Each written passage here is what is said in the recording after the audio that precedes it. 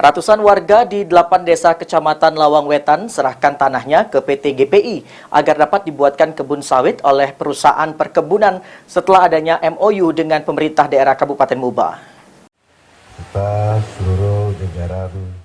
Ratusan warga di 8 desa di Kecamatan Lawang Wetan, Musi Banyuasin kini bisa bernapas lega karena tanah mereka yang selama ini menganggur bisa berubah menjadi kebun sawit yang berkualitas seperti perkebunan plasma pada umumnya. Setelah adanya kerjasama antara pemerintah Kabupaten Muba dan PT GPI tentang fasilitas pembangunan kebun kelapa sawit masyarakat. Dengan kerjasama tersebut, warga harus menyerahkan tanahnya kepada PT GPI, dibuatkan kebun dan hasil keuntungannya dikembalikan ke masyarakat. Bukan hanya masyarakat, pemerintah desa juga diberikan kuasa untuk mengelola 30% dari seluruh luas kebun yang akan dibangun oleh PT GPI tersebut yang nantinya dapat digunakan untuk kepentingan desanya masing-masing.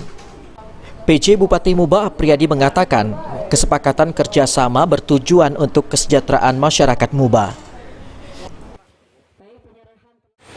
Desa Bumiayu maupun yang barangkali Mika lah ada lagi yang lah masuk desa-desa, misalnya desa Talang Piase, desa Air Putih Ilir dan desa-desa yang lainnya. Alhamdulillah pacak bertemu 4 kali 5 20 Ika pecahnya Kak tak nyalon lagi untuk yang periode kelima.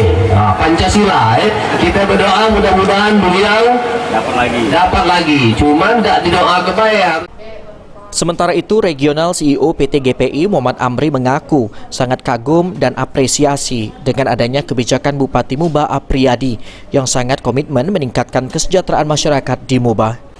Dengan kerjasama ini, warga di sekitar perusahaan dapat ikut menikmati hasil kebun yang dibangun oleh PT GPI dan hasilnya pun bisa dijual ke pabrik yang dimiliki oleh PT GPI. Ruzi Iskandar, PAL TV.